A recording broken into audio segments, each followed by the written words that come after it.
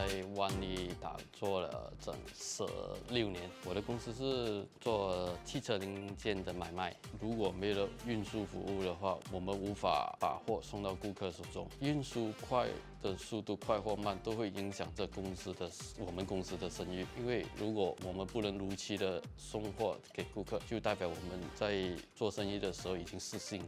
Lalamove 的收费不会贵，它都是以距离来算那个运费，然而它方便我们用，因为它的 apps 蛮便利啦。Lalamove 它的 rider 会蛮多在 Gangway 里，所以完全符合我们的要求。